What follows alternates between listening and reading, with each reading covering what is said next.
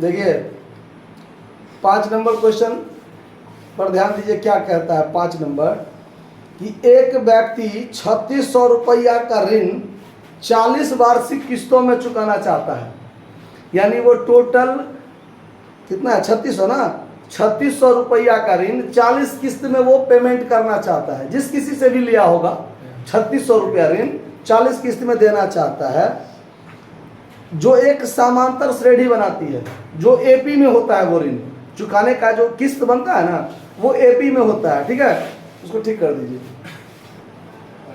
उधर। अब आगे ध्यान दीजिए, कहता है जब 30 किस्त को वो चुका दिया, जब 30 किस्त वो चुका दिया तब उसकी मृत्यु हो जाती है। यानी 30 किस्त चुकाने के बाद वो व्यक्ति क्या हो जाता है, मर जाता है। जो 1/3 ऋण चुकाए शेष रह जाते हैं, मतलब 1/3 ऋण चुकाना शेष रह जाता है। आया बात समझ में? मतलब 3600 ऋण चुकाना है 40 किस्त में, 30 किस्त तक वो चुकाता है, उसके बाद वो मर जाता है। ठीक है, और जब वो मरता है उस समय में 1/3 ऋण देना बाकी रह जाता है। मतलब 3600 का 1/3 जो होता है वो 1200 होता है, और 1200 ऋण चुकाना उसके लिए शेष रह जाता है, वो नहीं चुका पाता है और वो मर जाता है। तो कहता है कि उसकी पहली किस्त कितने की थी ये बताइए। तो अब इसको देखिए, इसको बनाने के लिए 2 समीकरण बनेगा आपका। वो समीकरण कैसे बनेगा ध्यान दीजिए 5 नंबर के लिए। 40 किस्त में उसको 3600 देना है, यानी उस 40 किस्त का जो योग होगा S40 बराबर कितना होगा, 3600 होगा। क्योंकि 40 किस्त में देना है और 40 किस्त का जो योग होगा वो 3600 होगा ना। यानी S40 इक्वल टू कितना, 3600 होगा। आया समझ में? 30 किस्त वो चुकाता है, 10 किस्त में ही चुका पाता है, तो 30 किस्त तो चुकाता है। शुरुआत से लेके 30 किस्त तक तो चुकाया होगा, और 30 किस्त तक का योग कितना होता है वो देखिए। 3600 में 1/3 देना रह जाता है, इसका मतलब 1200 नहीं चुका पाता है, मतलब 2400 तो चुकाया होगा। शुरुआत से लेके 30 किस्त तक का योग कितना होगा, 2400 होगा ना। तो S30 बराबर कितना हो जाएगा, 2400। ये 2 चीज आपके पास उपलब्ध है मात्र। इसी दोनों चीज से आपको जो है सो पूरे क्वेश्चन को सॉल्व करना है। आपका 40 किस्त का योग 3600, 40 किस्त का योग 3600, शुरुआत से लेके 30 किस्त तक देता है, मतलब 2400 तक दे देता है। और जब वो मरता है तब 1200 रुपया चुकाना शेष रह जाता है, मतलब 2400 देता है। ये 2 चीज आपके पास उपलब्ध है। अब देखिए यहां से समीकरण कैसे बनेगा। तो जब S40 आप कहिएगा तो n/2 into 2a plus n-1 into d, ये बराबर 3600 होगा। S40 तो n के जगह पर यहाँ 40 भरेंगे ना हम लोग। 40/2 2a हमको नहीं है पता, n का मान 40-1 इंटू डी का मान नहीं है जानकारी में, बराबर 3600। इतना चीज आया।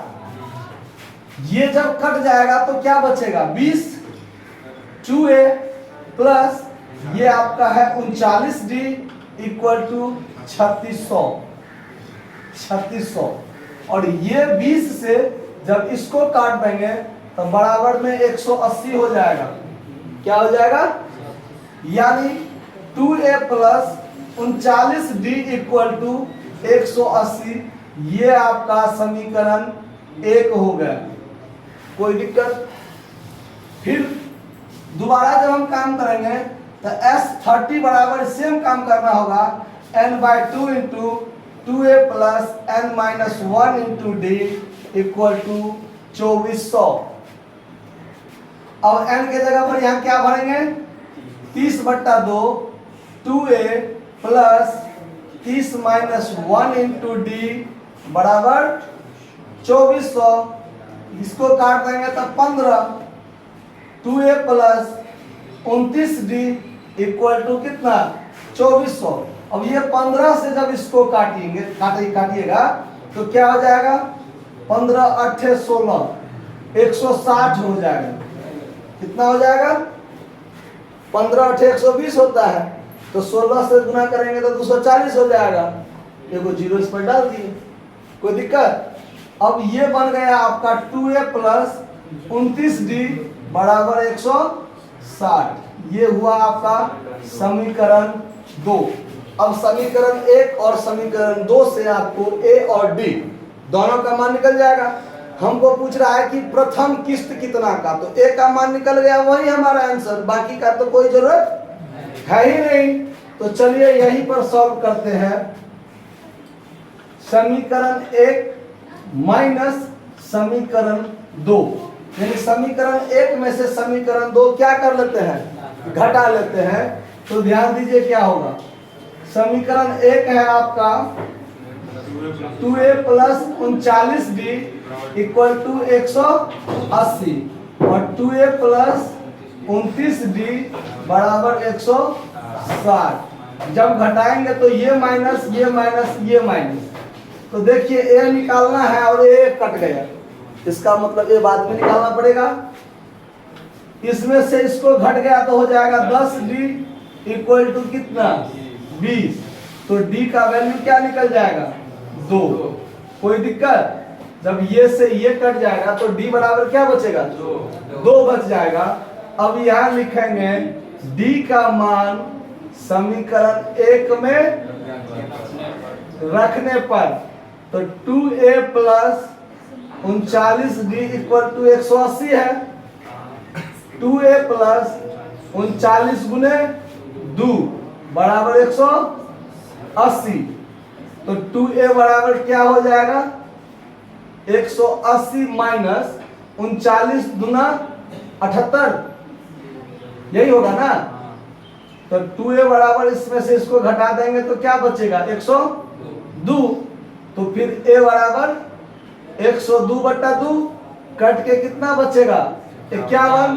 यानी पहली किस्त जो होगा कितना का, यानी पहली किस्त का जो भुगतान होगा वो 51 रुपये का होगा।